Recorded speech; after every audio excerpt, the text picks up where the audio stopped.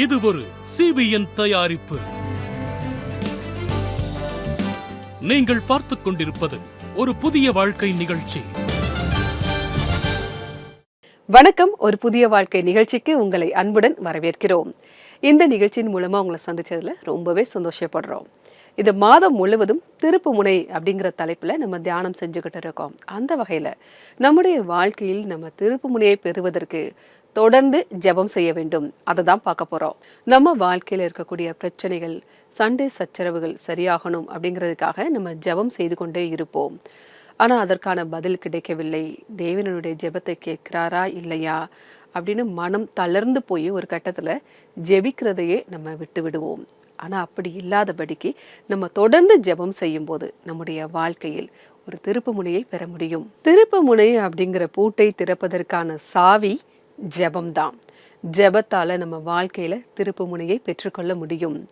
இதை பத்தி நல்லா தெரிஞ்சுக்க நம்ம இப்போ ஒரு சாட்சியை சந்திக்க இருக்கிறோம். இவர் பார்த்தீங்க அப்படின்னா கடன் பிரச்சனை, தனிமை, மன அழுத்தம் இதால பாதிக்கப்பட்டிருக்காரு. இவருடைய சம்பாத்தியம் அவருக்கு போதுமானதா இல்லை. அதனால கடன் பிரச்சனை நாளுக்கு நாள் அதிகமாயிட்டே இருந்திருக்கு. பொறுப்புகள் கூடிக்கிட்டே இருந்திருக்கு. அவர் பெயர் சந்த்குமார் சூரியவன்சி. இவருடைய வாழ்க்கையில எப்படி ஒரு புதிய வாழ்க்கை வந்தது, ஒரு திருப்பு முனையை பெற்றுக்கொண்டார்னு அவர் சொல்றாரு. வாங்க பார்க்கலாம். சந்த்குமார் சூரியவன்சியுடைய சம்பாத்தியம் தன்னுடைய குடும்பத்தை நடத்துவதற்கு போதுமானதாக இல்லாத நிலையில் அவருடைய வாழ்க்கை சுமை நிறைந்ததாக மாறிப்போனது. என்னோட வீட்டு வாடகை கட்டுறது மட்டும் இல்லாம என்னோட பெற்றோர்களுக்கு மருந்துக்கு செலவு பண்றதும் அவங்களோட தேவையை நிறைவேற்றுறதும் கஷ்டமா இருந்தது. இப்படிப்பட்ட நிலையில வேலை செஞ்சுட்டு இருந்தாலும் நான் சந்தோஷமா இல்லை. இப்படியே வாழ்க்கை போயிட்டே இருந்தது.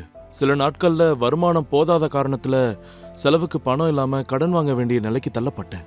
தன்னுடைய பிரச்சனைகளை தீர்த்துக் கொள்வதற்காக சந்த்குமார் மற்றவர்களிடம் கடன் வாங்கினார். அதன் காரணமாக கடினமான கடன் சுமைக்கு ஆளானார். 2004 இருந்து 2005க்குள்ள நான் வாங்கின கடன் அதிகரிச்சு கடன் சுமை ரொம்பவே அதிகமாயிடுச்சு. நான் உங்ககிட்ட உண்மையை சொல்லணும்னா கடன் வாங்குறது என் பழக்கமா மாறிடுச்சு. நான் கடன் வாங்கிட்டு வருவேன், அதை வீட்டுக்காக செலவு செய்வேன். அதுக்கப்புறம் வாங்கின இடத்துல என்னால் திருப்பி கொடுக்க முடியாது. அதனால என்னோட கடன் சுமை அதிகரிச்சுக்கிட்டே தான் போச்சு, குறையல. அவர் யாரிடம் கடன் வாங்கினாரோ அவர்கள் இவரை அவமானப்படுத்தவும் தொந்தரவு செய்யவும் ஆரம்பித்து விட்டார்கள். இதனால் நிலைமை மேலும் மோசமானது.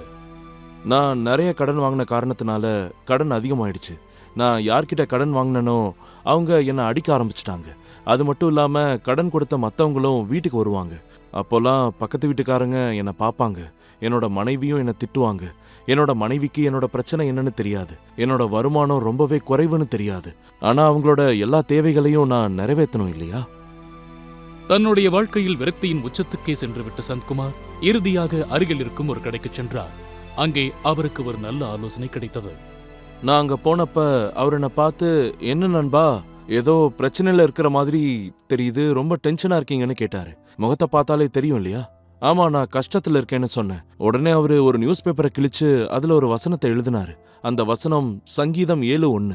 என் தேவனாகிய கர்த்தாவே, உம்மை நம்பியிருக்கிறேன், என்னை துன்படுத்துகிறவர்கள் எல்லாருக்கும் என்னை விலக்கி ரட்சியும். சந்த்குமார் இயேசு கிறிஸ்து மீது நம்பிக்கை வைக்க ஆரம்பித்த பிறகு அவருடைய வாழ்க்கையில் ஒரு முழுமையான மாற்றத்தை பார்க்க ஆரம்பித்தார். அவரு இன்னொரு வசனத்தையும் சொன்னாரு. 1 பேதுரு 5:7 வசனம். அவர் உங்களை விசாரிக்கிறவரானபடியால் உங்கள் கவலையெல்லாம் அவர் மேல் வைத்து விடுங்கள். என் கம்பெனில 3 ஷிஃப்ட் இருந்துச்சு. காலையில ஷிஃப்ட், மதியம் ஷிஃப்ட், அப்புறம் நைட் ஷிஃப்ட். எனக்கு அந்த 3 ஷிஃப்ட்லையும் வேலை செய்யறதுக்கு வாய்ப்பு கிடைச்சது. அதனால அந்த 3 ஷிஃப்ட்டையும் நான் செய்ய ஆரம்பிச்சேன். அதனால என்னோட வருமானம் அதிகரிச்சது. மெல்ல மெல்ல என்னோட கடனையும் நான் குறைக்க ஆரம்பிச்சேன். என்னோட சூழ்நிலையும் கொஞ்சம் கொஞ்சமா மாற ஆரம்பிச்சது. சந்த்குமார் தொடர்ந்து சர்ச்சுக்கு போக ஆரம்பித்தார். ஒருமுறை அவர் ஒரு ஜெப கூட்டத்தில் கலந்து கொண்ட காரணத்தால் அவருடைய மனதுக்கு தன்னம்பிக்கையும் ஆறுதலும் கிடைத்தது. 3 நாள் அந்த ஜெப கூட்டம் முடிஞ்சு நான் வீட்டுக்கு வந்ததுக்கு அப்புறம் நான் பாடல்களையும் வசனங்களையும் கற்றுக்கொள்ள ஆரம்பிச்சேன். பாடல்கள் பாட ஆரம்பிச்சேன், ஆராதனை செய்ய ஆரம்பிச்சேன். நான் வசனம் மீது அதிகமா கவனம் வைக்க ஆரம்பிச்சேன். நான் தேவனோட தொடர்புல இருக்க ஆரம்பிச்சேன்.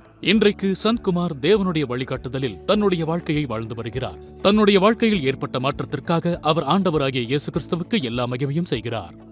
எனக்கும் தேவனுக்குமான உறவுங்கிறது என்னை பொறுத்த வரைக்கும் ஒரு அப்பா மகன் உறவு மாதிரி தான்.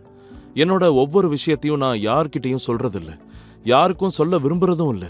நான் ஜெபம் செய்யும் போது எல்லாத்தையும் தேவன் கிட்ட வச்சிடுறேன்.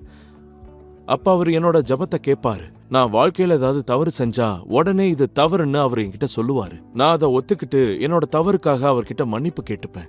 அந்த தவறை திருத்திக்க முயற்சி செய்வேன். நான் தேவனுக்கு நன்றி சொல்லுவேன். அவர் உண்மையிலேயே அற்புதமான முறையில என்னோட வாழ்க்கைய காப்பாற்றி இருக்காரு. தேவன் அவரோட பாதையில என்ன வழிநடத்தி செல்கிறாரு. சந்த்குமார் சூரியவன்சியுடைய சாட்சி உங்க எல்லாருக்கும் ஒரு உத்வேகத்தை கொடுத்திருக்கும். நாங்க கர்த்தருக்குள்ள விசுவாசிக்கிறோம். அவருடைய கடன் பிரச்சனை நாளுக்கு நாள் அதிகமாகிக்கிட்டே இருந்திருக்கு. ஆனாலும் அவர் தேவன் மேல நம்பிக்கை வைத்து தொடர்ந்து ஜெபம் செய்தார். பைபிள் வசனங்கள் மூலமா உத்வேகத்தை பெற்றார் அப்படிங்கிறத நம்மளால பார்க்க முடியுது. இன்னைக்கு அவருடைய வாழ்க்கையில் ஒரு திருப்பு முனையை பெற்றுக்கொண்டு சந்தோஷமா இருக்காரு அப்படிங்கிறத நம்மளால பார்க்க முடியுது. நாமும் கூட அப்படிதான். ஒரு பிரச்சனையில இருக்கீங்க, நீங்க தொடர்ந்து ஜெபிக்க வேண்டும். அப்படியே மனம் தளர்ந்து ஜெபிக்கிறத விட்டுவிடக்கூடாது. நம்ம தொடர்ந்து ஜெபிக்கும் போது அப்படிப்பட்ட திருப்பு முனையை நம்முடைய வாழ்க்கையில் நாம் பெற்றுக்கொள்ள முடியும். பைபிள்ல இப்படிப்பட்ட ஒரு நபர் இருக்காரு, எலியா. அவர் எல்லார்கிட்டையும் சொல்றாரு, எல்லாரும் தயாரா இருங்க அப்படின்னு அவர் ஜெபிக்க ஆரம்பிக்கிறாரு. அவரை சுத்தி நிறைய பிரச்சனைகள், எதிர்ப்புகள் இருந்தது. ஆனாலும் இவர் நம்பிக்கையோட ஜெபம் செய்ய ஆரம்பிக்கிறாரு. அவர் எதன் மேல நம்பிக்கை வச்சு ஜெபிக்கிறாரு அப்படின்னு அந்த பைபிள் வசனத்தை நான் உங்களுக்காக வாசிக்கிறேன். 1 ராஜாக்கள் 18ஆம் அதிகாரம் 44ஆம் வசனம். 7ஆம் தரம் இவன், இதோ சமுத்திரத்தில் இருந்து ஒரு மனுஷனுடைய உள்ளங்கை அத்தனை சிறிய மேகம் எழும்புகிறது என்றான்.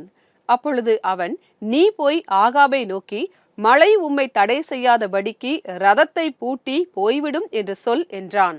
அதாவது தேவனுடைய விசுவாசி சக விசுவாசி கிட்ட இதை சொல்லுதாரு. நான் 7 தரம் ஜெபிக்கிறேன் அப்படின்னு சொல்றாரு. ஒவ்வொரு தடவை ஜெபிக்கும் போதும் அவங்க பாக்குறாங்க. ஆனா 7ஆவது தரம் ஜெபிக்கும் போது அந்த உள்ளங்கையளவு மேகம் அவருக்கு தெரியுது. இதுல இருந்து என்ன தெரியுதுன்னா, நம்ம தொடர்ந்து ஜெபிக்கும் போது தேவன் நம்முடைய ஜெபத்தை கேட்கிறார், ஒரு திருப்பு முனையை தருகிறார். உங்களுடைய வாழ்க்கையிலும் எத்தனாவது முறை ஜெபிக்கும் போது தேவன் கேட்பார்னு எனக்கு தெரியாது. அதனால நீங்க தொடர்ந்து ஜெபம் செய்து கொண்டே இருங்க. நிச்சயமா உங்க வாழ்க்கையிலும் கூட இந்த திருப்பு முனை வரும். எலியா ஒரு தீர்க்கதரிசி, ஒரு மனிதர். அவருடைய ஜெபத்தை தேவன் கேட்கிறார். அப்போ நிச்சயமா நம்முடைய ஜெபத்தையும் நம்முடைய தேவன் கேட்கிறார். உங்களுக்கு ஜெபிக்க தெரியல, ஏதாவது ஜெப உதவி தேவை அப்படின்னா எங்களுடைய CBN பிரேயர் லைன் நம்பருக்கு நீங்க கால் பண்ணலாம். எங்களுடைய நம்பர் 9910401010. இந்த நம்பருக்கு நீங்க வாட்ஸ்அப்பும் அனுப்பலாம். உங்களுக்காக ஜெபிக்க நாங்க தயாரா காத்துக்கிட்டு இருக்கோம். அது மட்டும் இல்ல, ஒரு புதிய வாழ்க்கை Facebook பேஜ்ல இன்றைக்கு மதியம் 3 மணிக்கு லைவா பிரேயர் பண்ண போறோம். அதனால இந்த பிரேயர்லையும் நீங்க கலந்துக்கோங்க. உங்களுடைய ஜெப குறிப்புகள் எதுவாக இருந்தாலும் நீங்கள் தெரியப்படுத்தலாம். இப்போது வருவது ஒரு சிறிய இடைவேளை.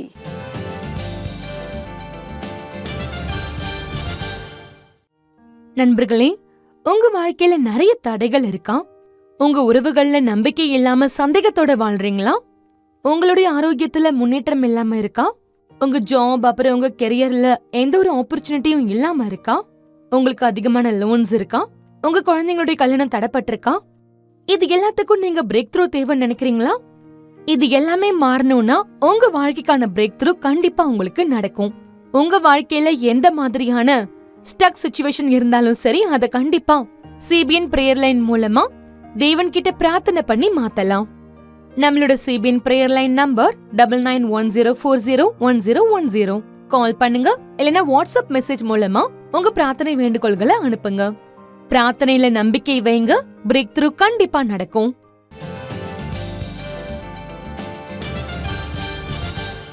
வெல்கம் பேக் டு ஒரு புதிய வாழ்க்கை. நம்முடைய வாழ்க்கையில் திருப்பு முனையை பெறுவதற்கு நம்ம தொடர்ந்து ஜெபிக்க வேண்டும். அதுவும் மனம் தளராமல் நம்ம ஜெபிக்கணும் அப்படிங்கிறத பார்த்தோம். அது மட்டும் இல்ல, எலியா தேவன் மேல நம்பிக்கை வைத்து ஜெபித்தார். என்னுடைய ஜெபத்தை தேவன் கேட்கிறார். அதே நம்பிக்கை இன்னைக்கு நமக்கும் இருக்கணும். நம்பிக்கையோட ஜெபிக்க வேண்டும். இப்போது ஏதேனும் சந்தேகம் பகுதியை பார்க்கலாம். நீங்க அனுப்பி இருக்கக்கூடிய கேள்விகளுக்கு நாங்க பதில் தர போறோம். வாங்க பார்க்கலாம்.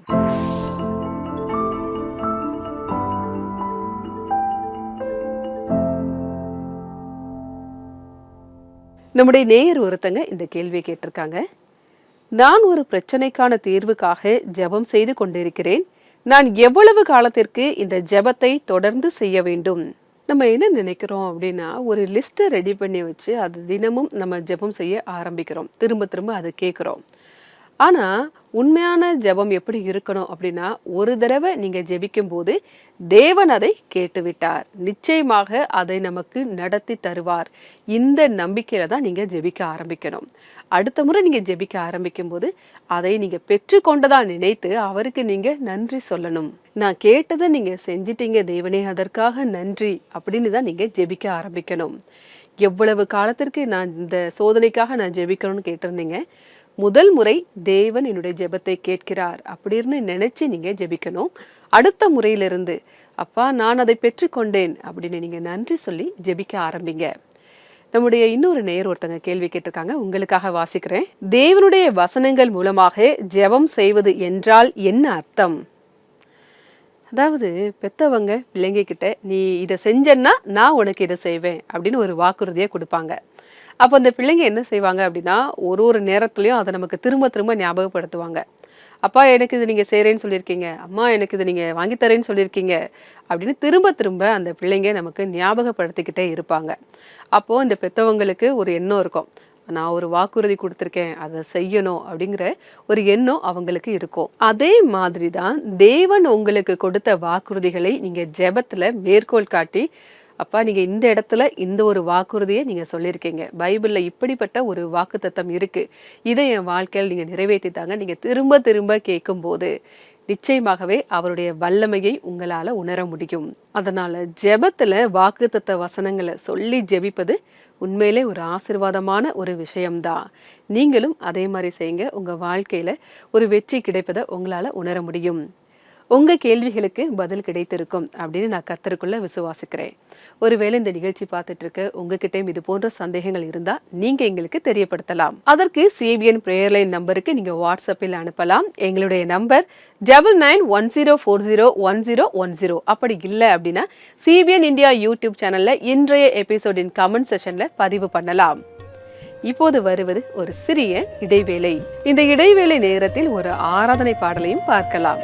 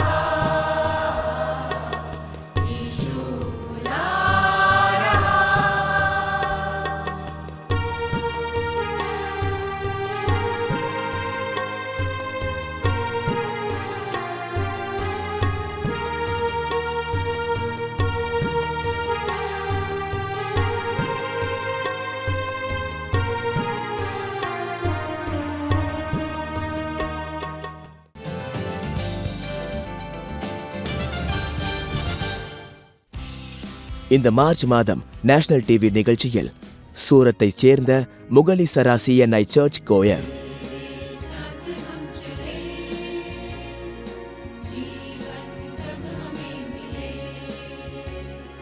அதோடு இந்த தவ காலத்தில் ஆன்மீக பாடல்களின் மூலம் இயேசுவின் சிலுவை பாடுகளை உணருங்கள்.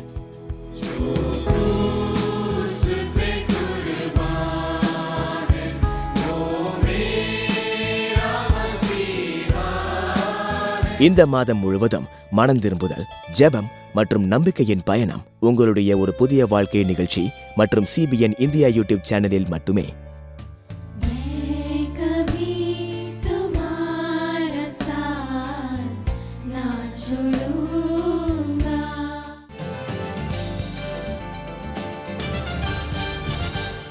வெல்கம் பேக் டு ஒரு புதிய வாழ்க்கை.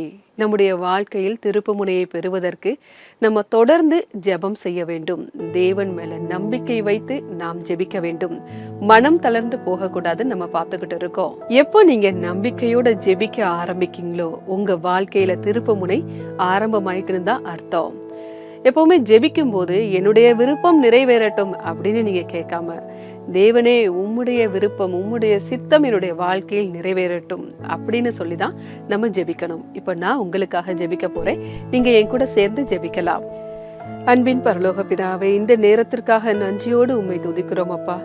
நீங்க எப்போதுமே எங்களுடைய ஜெபத்தை கேட்கக்கூடிய தேவனா இருக்கீங்கப்பா. அதற்காக உமக்கு நன்றி ஆண்டவரே. அப்பா, இந்த நேரத்திலும் தொடர்ந்து ஜெபித்து கொண்டே இருக்க எனக்கான பதில் வரலையே யாரெல்லாம் ஏங்கிக் கொண்டே இருக்கிறார்களோ அவர்களுக்கு உம்முடைய வல்லமையை காட்டுங்க ஆண்டவரே. உம்முடைய உதவியை அவங்க பெற்றுக்கொள்ளட்டும் தகப்பனே. அப்பா, ஜெபிக்கிற எங்களுடைய ஜெபத்தை நீங்கள் கேட்கிறீர் தகப்பனே. இந்த வசனத்துல நாங்க பார்க்கிறோம் அப்பா, அதை நாங்கள் பெற்றுக்கொள்வோம் அப்படிங்கிற நம்பிக்கையில நாங்க ஜெபிக்க நீங்க எங்களுக்கு உதவி செய்யுங்க சுவாமி. யாருடைய வீட்டிலெல்லாம் பிரச்சனைகள் இருக்கிறதோ, கடன் தொல்லைகள் இருக்கிறதோ, நோய்கள் இருக்கிறதோ தகப்பனே, அது எல்லாம் நீங்கட்டும் கர்த்தாவே. அவங்க வாழ்க்கையில் ஒரு திருப்பு முனையை அவங்க பெற்றுக்கொள்ளட்டும். உம்முடைய கிருபை எப்போதுமே அவர்களை சூழ்ந்து கொள்ளட்டும் சுவாமி. மீட்பர் இயேசுவின் மூலமா ஜெபம் கேளும் பரமபிதாவே. ஆமேன், ஆமேன். நம்ம நம்பிக்கையோட ஜெபம் செஞ்சிருக்கோம். இப்போதே நம்முடைய திருப்பு முனை ஆரம்பமாகிவிட்டது. எப்போதுமே நம்ம வாய் திறக்கிறதுக்கு முன்பாகவே நம்முடைய தேவனுக்கு தெரியும் இதுதான் கேட்க போறாங்க. ஆனாலும் கேட்கிறவன் எவனும் பெற்றுக்கொள்ள கடவன். இங்க தொடர்ந்து ஜெபித்து கொண்டே இருக்கும்போது உங்களுடைய வாழ்க்கையில் அந்த திருப்பு முனையை பெற்றுக்கொள்ள முடியும். இப்போது இன்றைக்கான பைபிள் வசனம் என்ன அப்படிங்கிறத பார்ப்போம். பூலோகத்திலே நீங்கள் எவைகளை கட்டுவீர்களோ அவைகள் பரலோகத்திலும் கட்டப்பட்டிருக்கும். பூலோகத்திலே நீங்கள் எவைகளை கட்டவிழ்ப்பீர்களோ அவைகள் பரலோகத்திலும் கட்டவிழ்க்கப்பட்டிருக்கும் என்று மெய்யாகவே உங்களுக்கு சொல்லுகிறேன். மத்தேயு 18:18. ஒரு வல்லமையான வசனமா இது இருக்கு. இந்த உலகத்துல நீங்க எதை கட்டுறீங்களோ அதுதான் பரலோகத்திலும் கட்டப்பட்டிருக்கும். எதை கட்டவிழ்க்கிறீர்களோ அதுதான் பரலோகத்திலும் கட்டவிழ்க்கப்பட்டிருக்கும்னு இந்த வசனம் சொல்லுது. அப்படின்னா உங்க பரலோகத்துல நீங்க என்ன வேணும்னு நினைக்கிறீங்களோ அதை இந்த உலகத்துல செய்யுங்க. எதை உங்க பரலோகத்துல கட்டணும் அப்படின்னு நீங்க எதிர்பார்க்குறீங்களோ அதை இந்த உலகத்துல கட்டணும். தொடர்ந்து ஜெபம் செய்யுங்க. தேவன் மேல நம்பிக்கையோட இருங்க. அந்த அசையாத நம்பிக்கை உங்க வாழ்க்கையில ஒரு திருப்பு முனையை கொண்டு வரும். இப்போது ஒரு ஆராதனை பாடலை பார்க்கலாம்.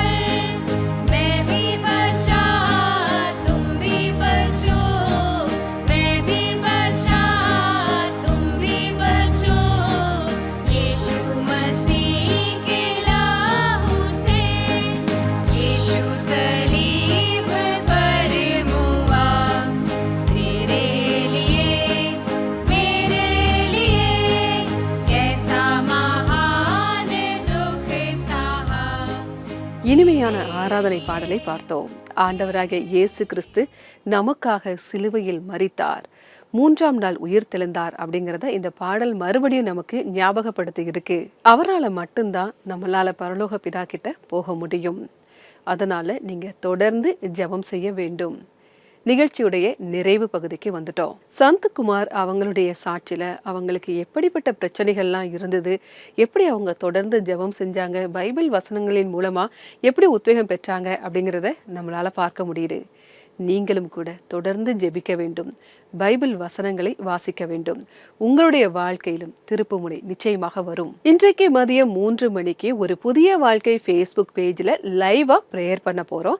அதனால மறக்காம இந்த பிரேயர்ல நீங்க கலந்துக்கோங்க. உங்க ஜெப குறிப்புகள் இருந்தாலும் நீங்க தெரியப்படுத்துங்க. இன்றைக்கான நிகழ்ச்சி உங்களுக்கு ஆசீர்வாதமாக இருந்திருக்கும் அப்படின்னு நான் கர்த்தருக்குள்ள விசுவாசிக்கிறேன். இதோட நான் கிளம்புறேன். வேறொரு எபிசோட்ல உங்களை சந்திக்கிறேன். அதுவரை கர்த்தருடைய கிருபை உங்கள் அனைவரோடும் கூட இருப்பதாக. God bless you.